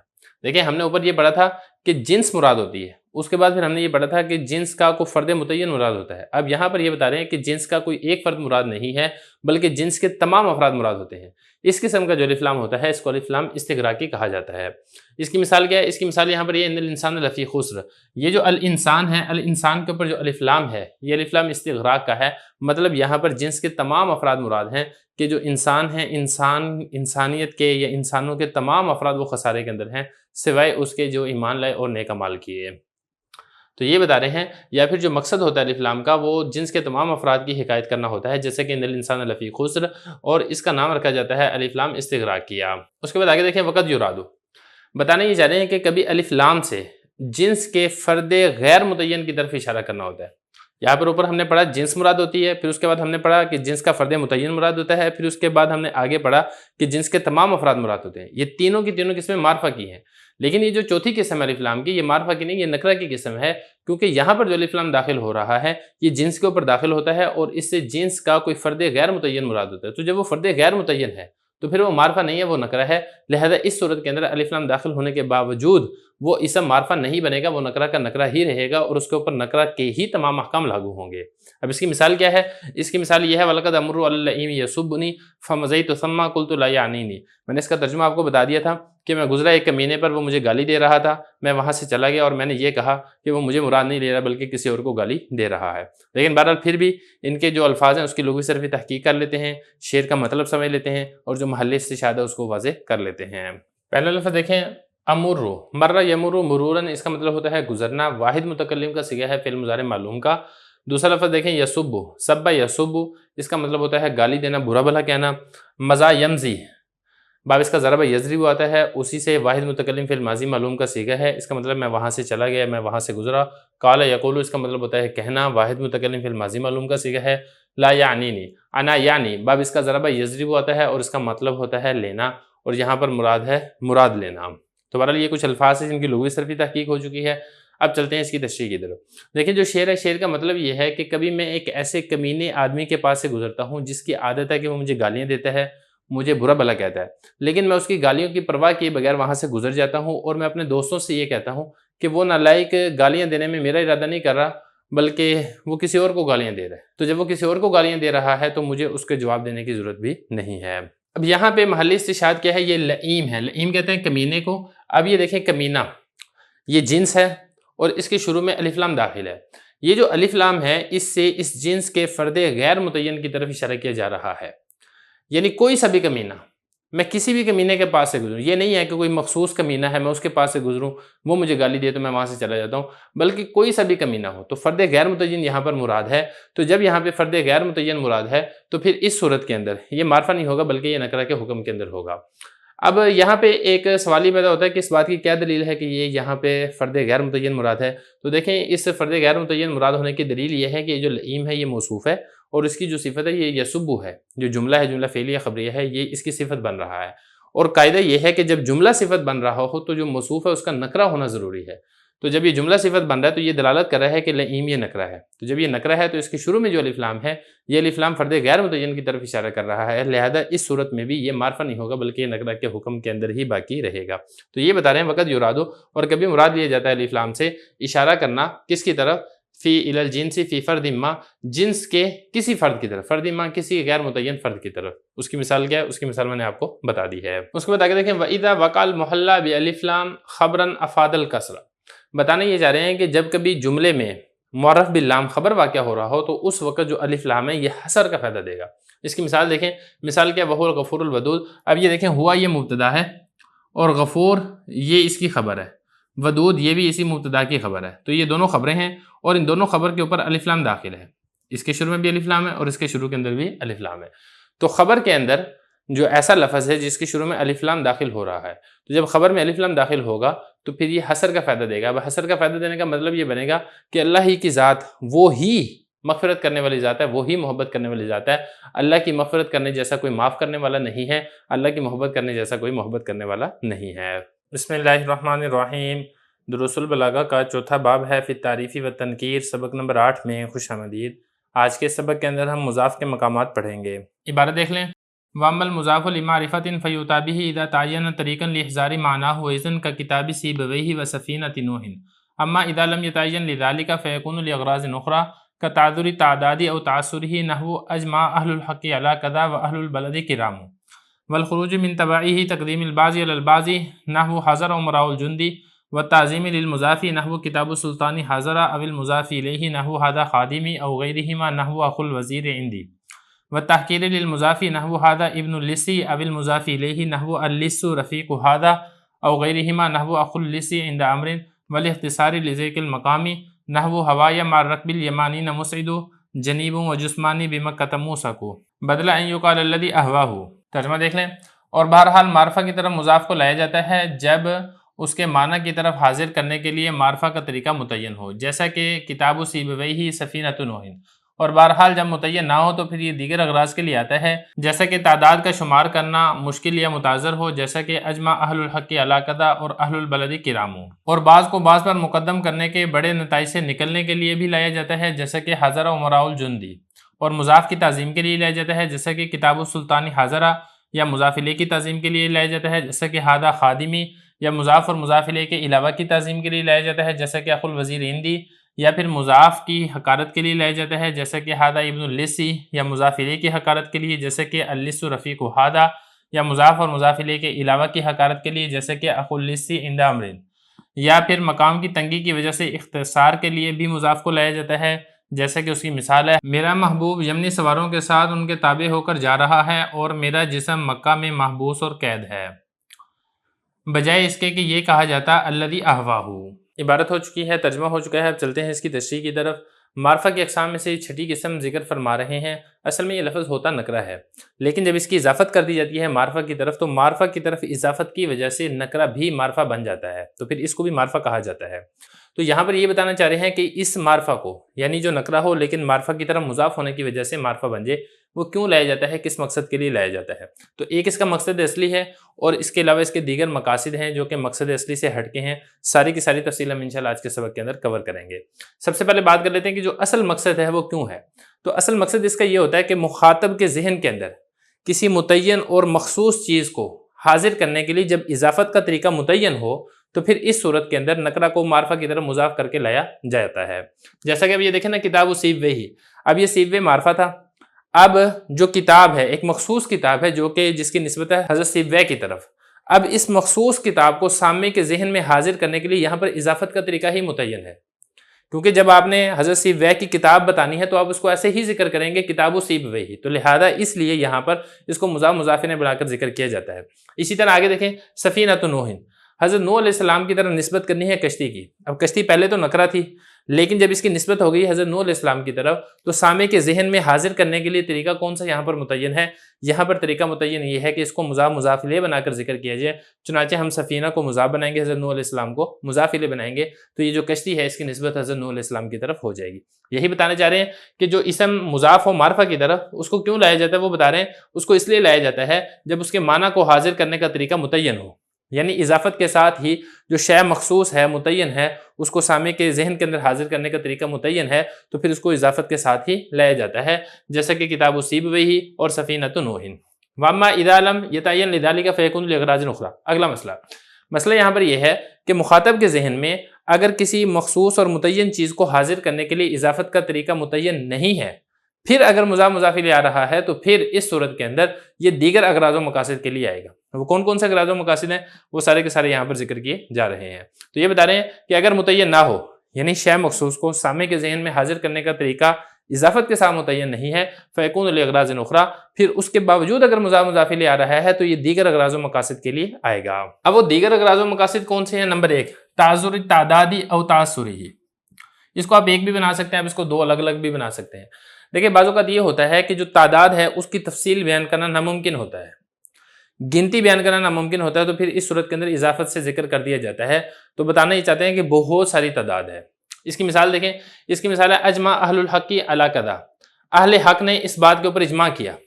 اب یہ دیکھیں جو مضاف الیہ ہے اہل حق، اب ان کو شمار کرنا ناممکن ہے. پوری دنیا کے اندر پھیلے ہوئے بہت سے علماء ہیں جو کہ اہل حق علماء ہیں، اگر ان کو شمار کرنا چاہیں تو شمار نہیں کیا جا سکتا. تو مضاف الیہ کو شمار کرنا ناممکن تھا اور ان سب نے اجماع کیا ہے، تو پھر ہم نے کیا کیا، ہم نے مضاف مضاف الیہ بنا کر یہاں پر ذکر کر دیا. تو اس مقصد کے لیے بھی کہ تعداد کو گنتی کو شمار کرنا ناممکن ہوتا ہے، لہذا اضافت کی صورت میں اس کو لے آتے ہیں. اور بعض اوقات ایسا ہوتا ہے کہ شمار کرنا ناممکن تو نہیں ہوتا، ممکن ہوتا ہے لیکن متعذر ہوتا ہے، مشکل ہوتا ہے، تکلیف اور دشواری کے ساتھ گنا جا سکتا ہے، تو اس صورت میں بھی مضاف مضاف الیہ بنا کر ذکر کر دیا جاتا ہے. اس کی مثال دیکھیں جیسے اہل البلد کرام، شہر والے وہ کریم ہیں، سخی ہیں، عزت والے ہیں، یہ اس کے معنی ہے. اب یہاں پہ دیکھیں شہر والے، اب شہر والے کتنے لوگ ہیں، اب ان کو گننا یہ ناممکن تو نہیں ہے، گننے تو جا سکتے ہیں لیکن ان کو گننے میں ایک دشواری ہے، ایک مشکل ہے، تو لہذا جہاں پر گنتی دشوار اور مشکل ہو وہاں پر مضاف مضاف الیہ بنا کر ذکر کر دیا جاتا ہے. تو یہ ہو گیا پہلا مقام جہاں پر گننا متعذر ہو یا پھر گننا کیا ہو، تعسر یعنی مشکل ہو، جیسا کہ اجمع اہل الحق علی کذا، اہل حق نے اجماع کیا اس بات کے اوپر، اور اہل البلد کرام، اور شہر والے لوگ یہ سخی ہیں. دوسرا مقام دیکھیں، اس کو ایک ہی مقام بنائے نا، یہاں سے دوسرا مقام دیکھیں، والخروج من تبعہ تقدیم البعض علی البعض.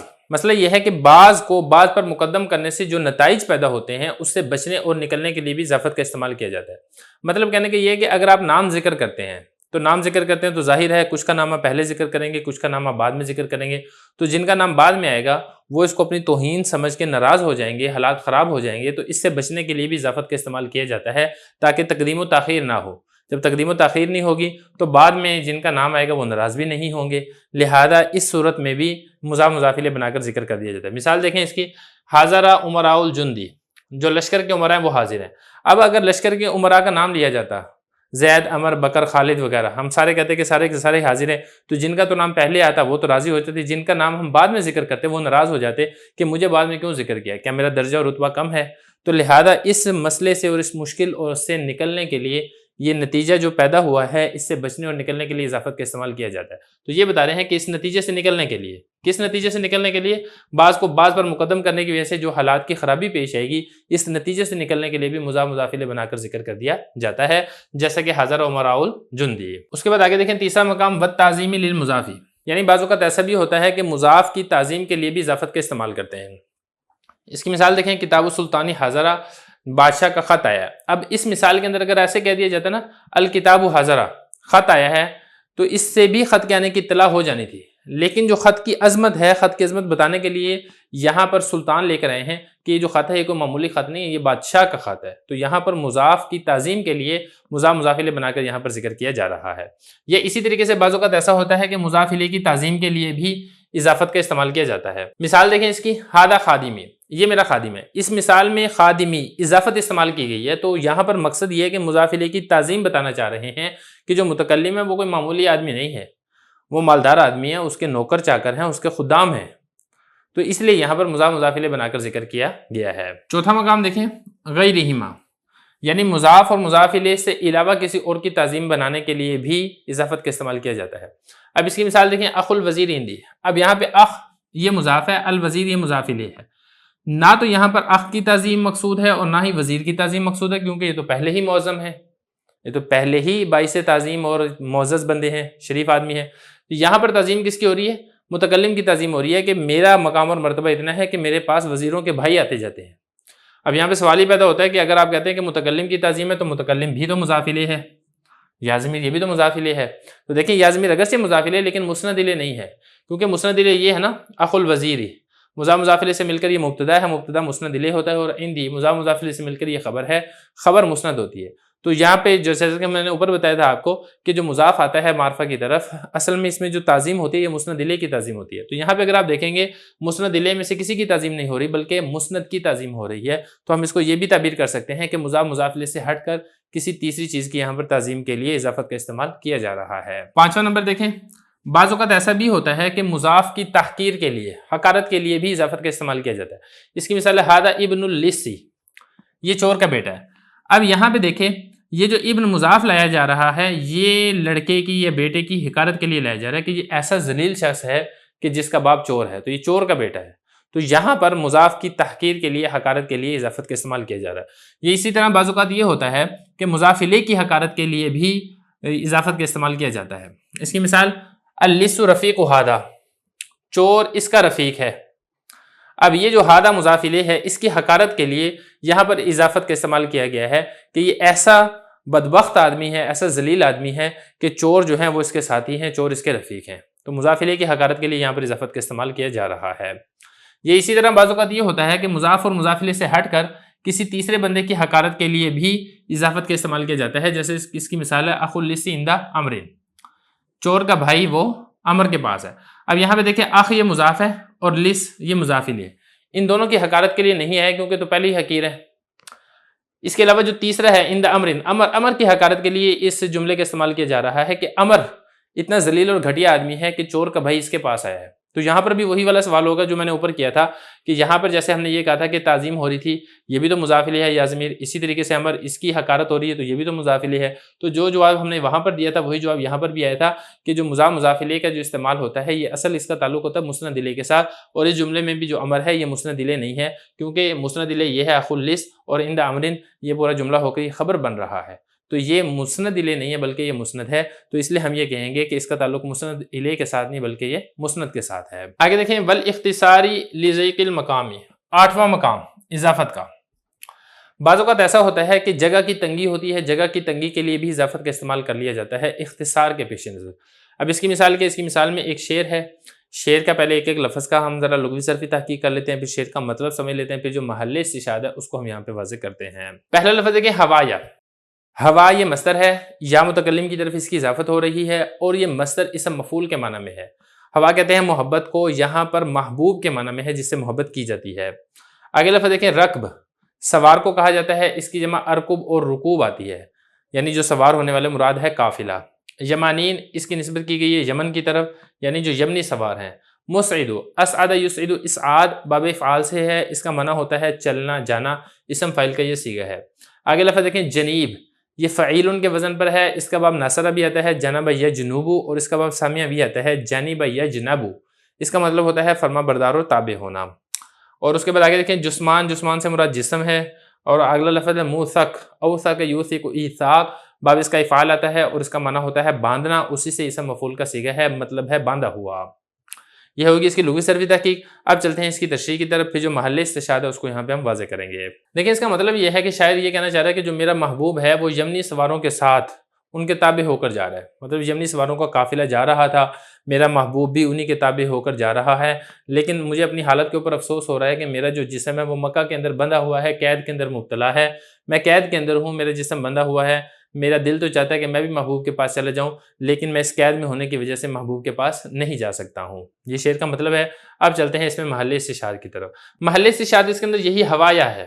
اب یہاں پہ دیکھیں ہوایا کو مضاف مضاف الیہ بنا کر ذکر کیا گیا ہے۔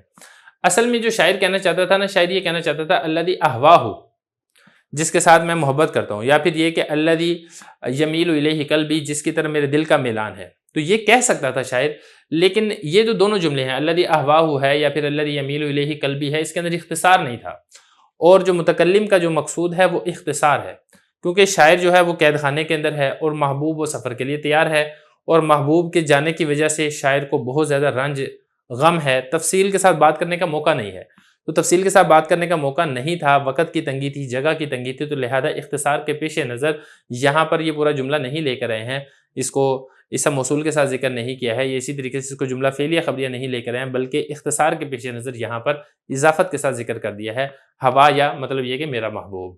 تو ان تمام مقاصد کے لیے بھی اضافت کا استعمال کیا جاتا ہے۔ بسم اللہ الرحمن الرحیم۔ دروس البلاغہ کا چوتھا باب ہے فی التعریف و تنکیر، سبق نمبر 9 میں خوش آمدید۔ آج کے اس سبق کے اندر ہم منادہ کا مقام پڑھیں گے۔ عبارت دیکھ لیں، وَأَمَّا الْمُنَادَى فَيُؤْتَىٰ بِهِ إِذَا لَمْ يُعْرَفْ لِلْمُخَاطَبِ عُنْوَانٌ خَاصٌ نَحْوُ يَا رَجُلُ وَيَا فَتَىٰ، وَقَدْ فَيُؤْتَىٰ بِهِ لِلْإِشَارَةِ إِلَىٰ عِلَّةٍ مَا يُطْلَبُ مِنْهُ نَحْوُ يَا غُلَامُ أَحْضِرِ الطَّعَامَ وَيَا خَادِمُ أَسْرِجِ الْفَرَسَ أَوْ لِغَرْضٍ يُمْكِنُ اعْتِبَارُهُ هَاهُنَا مِمَّا ذُكِرَ فِي النِّدَاءِ۔ ترجمہ دیکھ لیں، اور بہرحال منادہ کو لایا جاتا ہے جب متکلم کو مخاطب کے لیے کسی خاص عنوان کا معلوم نہ ہو، جیسا کہ یا رجل اور یا فتح، اور کبھی منادہ کو لایا جاتا ہے کسی ایسی علت کی طرف اشارہ کرنے کے لیے جس کی وجہ سے اس سے کوئی چیز طلب کی جا رہی ہو، جیسا کہ یا غلام احضر الطعام اور یا خادم اسرج الفرس، یہ کسی ایسی غرض کے لیے جس کا یہاں پر اعتبار کرنا ممکن ہو ان اغراض میں سے جو ندا کے اندر ذکر کی گئی ہیں۔ عبارت اور ترجمہ ہو چکا ہے، اب چلتے ہیں اس کی تشریح کی طرف۔ مصنف رحمہ اللہ تعالیٰ یہاں سے معرفہ کی اقسام میں سے 7ویں قسم منادہ کو بیان فرما رہے ہیں۔ منادہ اس کو کہتے ہیں کہ جس کی توجہ کو طلب کیا جائے، یا پھر آپ یہ کہیں کہ جس کو بلایا جائے ایسے حرف ندا کے ذریعے سے جو ادعو یا اطلبو کے قائم مقام ہو۔ اب یہ جو حرف ندا ہے لفظوں کے اندر بھی ذکر ہو سکتا ہے، اور اسی طریقے سے یہ جو حرف ندا ہے یہ لفظوں کے اندر حذف بھی ہو سکتا ہے، دونوں صورتیں ہو سکتی ہیں، یعنی لفظوں میں ذکر بھی ہو سکتا ہے، یا پھر دوسرا یہ کہ تقدیراً ہو۔ اب یہ جو معرفہ بندا ہے، یا پھر آپ یہ کہیں کہ جو منادہ ہے اس کا استعمال کیوں کیا جاتا ہے، اس کے بارے میں مصنف رحمہ اللہ تعالیٰ فرما رہے ہیں کہ منادہ کو اس وقت لایا جاتا ہے کہ جب متکلم کو مخاطب کا کوئی خاص عنوان معلوم نہ ہو، کوئی خاص عنوان یا کوئی خاص نام پتہ معلوم نہ ہو، تو پھر اس کو کسی عام عنوان سے ہی پکارا جائے گا، تو اس وقت پھر حرف ندا کے ذریعے سے لایا جاتا ہے، اس کو منادہ بنا کے متکلم اس کو مخاطب کرتا ہے۔ جیسا کہ نا یہ یا رجلو اور یا فتح، اب متکلم بات کرنا چاہ رہا ہے کسی ایسے آدمی کے ساتھ جس کا اس کو نام پتہ معلوم نہیں ہے کہ وہ زید ہے، بکر ہے، عمر ہے، اب اس کو بلانا تو ہے، اس کو متوجہ تو کرنا ہے، تو اس کو متوجہ کرنے کے لیے پھر اس کو یا رجلو کہہ دیا جائے گا۔ یا اسی طریقے سے اگر کوئی نوجوان ہے تو اس کا بھی آپ کو معلوم نہیں ہے کہ یہ کون ہے، کہاں سے آیا ہے، تو پھر آپ اس کو کیا کہہ دیں گے، یا فتح آپ اس کو کہہ دیں گے۔ تو یہ بتانا چاہ رہے ہیں کہ جو منادہ ہے اس کو کیوں لایا جاتا ہے، اس کو لانے کی غرض یہ ہے کہ جو متکلم ہے لم یعرف، اس کو معلوم نہیں ہوتا، وہ پہچانتا نہیں ہے مخاطب کے لیے کسی خاص عنوان کو۔ اگر تو اس کو پتہ ہونا مخاطب کے لیے کوئی خاص عنوان، کہ کوئی پاکستانی ہے، کوئی ہندوستانی ہے، یہ کسی اور علاقے کا رہنے والا ہے، کسی شہر کا، دیہات کا رہنے والا ہے، یا کسی قوم اور نسل سے اس کا تعلق ہے، یا اس کا نام پتہ وغیرہ معلوم ہو، تو پھر اس کو اسی خاص عنوان سے بلائے گا۔ لیکن جب اس کو کسی قسم کا علم نہیں ہے تو پھر اس کو عام عنوان سے اس کو بلائے گا، اور اس کے لیے پھر یا حرف ندا کو وہ استعمال کرے گا۔ تو یہ بتا رہے ہیں جیسے کہ یا رجلو اور یا فتح۔ اس کے بعد آگے دیکھیں، وقت فیؤتیٰ بہ للاشارۃ الی علۃ ما یطلب منہ، بتانا یہ چاہ رہے ہیں کہ منادہ کو کبھی اس غرض سے لایا جاتا ہے عام عنوان کے ذریعے سے کہ مطلوب کی علت کی طرف اشارہ ہو جائے، یعنی ایسی علت کی طرف اشارہ کرنا مقصد ہوتا ہے جس کی وجہ سے اس سے کوئی چیز طلب کی جا رہی ہو۔ جیسا کہ اس کی مثال ہے یا غلام احضر الطعام اور یا خادم اسرج الفرس، اے غلام کھانے کو حاضر کرو، اے خادم گھوڑے کے اوپر زین کو تم کس دو۔ اب یہاں پہ دیکھیں جو غلام ہے اس کو یا غلام کہہ کے جو اس کو یا حرف ندا کے ذریعے سے بلایا جا رہا ہے، یہ اسی طریقے سے جو خادم ہے اس کو یا حرف ندا کے ذریعے سے جو بلایا جا رہا ہے، تو اصل میں جو مقصد ہے وہ علت کی طرف اشارہ کرنا ہے، وہ کام لینا مقصد ہے جس کے لیے غلام اور خادم کو رکھا جاتا ہے، جس کی وجہ سے کسی بندے کا غلام اور خادم ہوتا ہے۔ اب وہ کیا مقصد اور کیا علت ہے، وہ یہ ہے کہ غلام کو لوگ رکھتے ہیں کھانا وغیرہ کے لیے، دیگر خدمات کے لیے، اور جو خادم ہے وہ گھریلو کام کاج کے لیے استعمال ہوتا ہے، تو اس علت کی طرف اشارہ کرنے کے لیے بھی حرف ندا اور منادہ کا استعمال کیا جاتا ہے۔ تو یہ بتا رہے ہیں کہ کبھی کبھی منادہ کو لایا جاتا ہے اشارہ کرنے کے لیے اس علت کی طرف جو علت منادہ سے طلب کی جاتی ہے۔ جیسے اب یہاں پر ہے نا، علت کیا ہے؟ خدمت کرنا، یہ غلام سے طلب کی جاتی ہے، تو اس لیے یہاں پہ ندا اور منادہ کے ذریعے سے اس کو ذکر کر دیا گیا۔ یہ اسی طریقے سے جو خادم ہے، خادم سے جو علت یعنی جو خدمت طلب کی جاتی ہے، تو اس کی طرف اشارہ کرنے کے لیے یہاں پر حرف ندا اور منادہ کے ذریعے سے اس کو یہاں پر ذکر کر دیا گیا ہے۔ آگے دیکھیں، او لغرض یمکن اعتبارہ ہا ہنا مما ذکر فی النداء، بتانے ہی چاہ رہے ہیں کہ یہ جو غرض ہے، دو غرضیں آ گئی، ایک اصل غرض تھی اور ایک دوسری غرض تھی۔ ان دو اغراض کے علاوہ بھی دیگر اغراض کے لیے منادہ کا استعمال کیا جاتا ہے جس کا اعتبار ندا کی بحث کے اندر ممکن ہو۔ اب وہ کون سی اغراض ہیں وہ پہلے گزر چکی ہیں، اس میں اغراء ہے، زجر ہے، تحسر ہے، تذکر وغیرہ ہے۔ ان کے بارے میں ساری کی ساری تفصیل جو ہے وہ باب اول اس کے اختتام کے اندر میں نے تفصیل سے ریکارڈ کر دی ہے، آپ وہاں سے اس کو ملاحظہ کر سکتے ہیں۔ تو ان مقاصد کے لیے بھی منادہ کا استعمال کیا جاتا ہے۔ تو یہ بتاتے ہیں کہ منادہ کو لایا جاتا ہے کسی ایسے غرض کے لیے جس کا اعتبار کرنا یہاں پر ممکن ہو، وہ اغراض جو کہ ہم نے ندا کے اندر ذکر کر دی ہیں۔ چوتھا جو باب ہے، چوتھے باب کے دو حصے ہیں، اس میں ایک تو یہ کہ معرفہ کے مقامات اور دوسرے ہیں نکرہ کے مقامات۔ جو معرفہ کی 7 اقسام تھی، ان 7 قسموں کو کس کس مقام کے لیے لایا جاتا ہے، کس مقصد کے لیے استعمال کیا جاتا ہے، ساری کی ساری تفصیل یہاں تک ہو چکی ہے۔ اب اس کے بعد جو نکرہ ہے، نکرہ کو کن کن مقامات پر اور کس کس استعمال کے لیے لایا جاتا ہے، وہ ہم انشاءاللہ اسے اگلے سبق سے شروع کریں گے۔ بسم اللہ الرحمن الرحیم۔ دروس البلاغہ کا چوتھا باب ہے فی التعریف و تنکیر، سبق نمبر 10 میں خوش آمدید۔ آج کے سبق کے اندر ہم نکرہ کے مقامات پڑھیں گے۔ عبارت دیکھ لیں، وَأَمَّا النَّكْرَةُ فَيُطَابِهَا إِذَا لَمْ يَعْلَمْ لِلْمَحْكِي عَنْهُ جِهَةَ تَعْرِيفٍ كَقَوْلِكَ جَاءَ هَاهُنَا رَجُلٌ إِذَا لَمْ يُعْرَفْ مَا يُعَيِّنُهُ مِنْ عَلَمٍ أَوْ صِلَةٍ أَوْ نَحْوِهِمَا وَقَدْ يُطَابِهَا لِأَغْرَاضٍ أُخْرَى كَالتَّكْثِيرِ وَالتَّقْلِيلِ نَحْوُ لِفُلَانٍ مَالٌ وَرِضْوَانٌ مِنَ اللَّهِ أَكْبَرُ أي مال كثير ورضوان قليل، والتعظيم والتحقير نحو له حاجب عن كل أمر يشينه وليس له عن طالب العرف حاجب، والعموم بعد النفي نحو ما جاءنا من بشير فإن النكرة في سياق النفي تعم، وقصد فرد معين أو نوع كذلك نحو والله خلق كل دابة من ماء، وإخفاء الأمر نحو قال رجل إنك إن حرفت عن الصواب تخفی اسمہ حتی لا یلحقہ وذا۔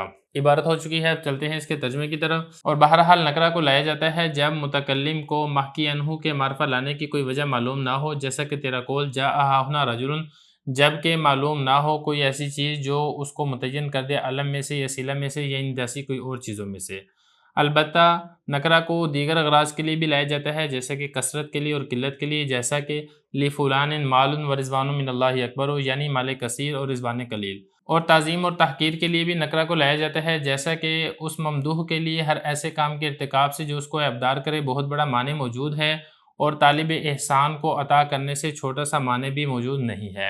اور نفی کے بعد تعمیم کے لیے بھی نکرہ کو لایا جاتا ہے، جیسے کہ ما جاءنا من بشیر، اس لیے کہ نکرہ نفی کی جگہ میں عموم کا فائدہ دیتا ہے۔ اور فرد معین یا نوع معین کا قصد اور ارادہ کرنے کے لیے بھی نکرہ کو لایا جاتا ہے، جیسا کہ واللہ خلق کل دابۃ من ماء، اور معاملے کو چھپانے کے لیے بھی نکرہ لایا جاتا ہے، جیسا کہ کوئی شخص کہے انک ان حرفت عن الصواب، تم اس کا نام چھپاتے ہو تاکہ اس کو کوئی اذیت لاحق نہ ہو۔ عبارت ہو چکی ہے، ترجمہ ہو چکا ہے، اب چلتے ہیں اس کی تشریح کی طرف۔ جیسا کہ آپ کو معلوم ہے کہ چوتھا باب ہے معرفہ کے مقامات اور نکرہ کے مقامات کے بارے میں۔ معرفہ کی 7 اقسام اور ان کے مقامات ساری تفصیل سے ہم پڑھ چکے ہیں گزشتہ 9 اسباق کے اندر۔ یہاں سے نکرہ کے مقامات شروع کر رہے ہیں۔ دیکھیں، نکرہ کا استعمال اس وقت کیا جاتا ہے جب مسند الیہ کو معرفہ لانے کی کوئی وجہ معلوم نہ ہو، یعنی جو متکلم ہے وہ جس کی حکایت کر رہا ہے یا جس کے بارے میں بات کر رہا ہے، اس کو معرفہ بنانے کا کوئی طریقہ اور کوئی جہت نہ جانتا ہو جس کے ذریعے سے اس کو وہ متعین کر دے، تو ایسی صورت میں وہ فرد غیر معین کے اوپر حکم لگائے گا۔ مثال کے طور پہ اس کو نہ تو اس کے نام کا پتہ ہے، نہ ہی اس کو صلے کا پتہ ہے۔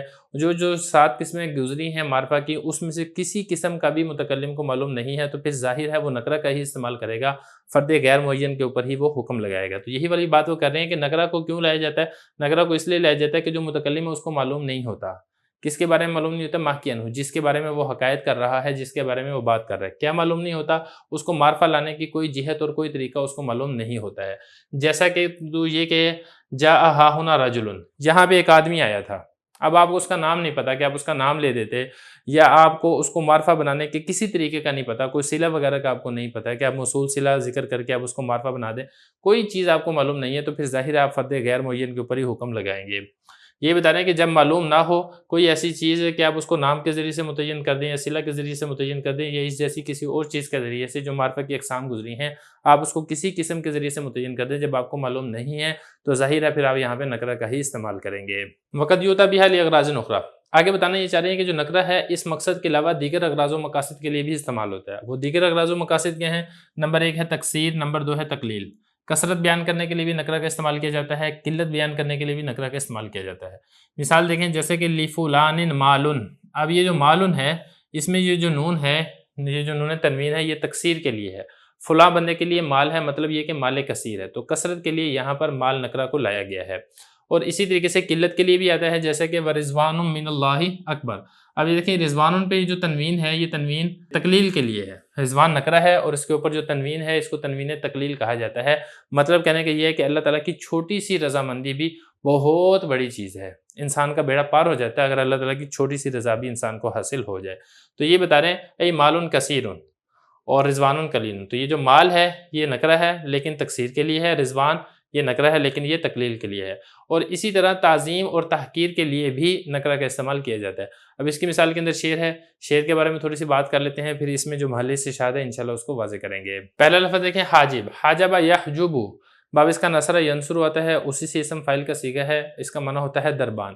اصل میں جو حاجب یحجب ہے اس کا معنی ہوتا ہے روکنا، تو چونکہ جو دربان ہے وہ بھی روکنے والا ہوتا ہے اس لیے اس کو حاجب کہا جاتا ہے۔ اور اس کے بعد آگے لفظ دیکھیں یشینو، شانہ یشینو، باب اس کا ضرب یضرب ہوتا ہے اور اس کا مطلب ہوتا ہے عیبدار کرنا۔ اور اس کے بعد آگے دیکھیں طالب العرف، احسان اور خیرات کا طالب، یہ اس کا معنی ہوتا ہے۔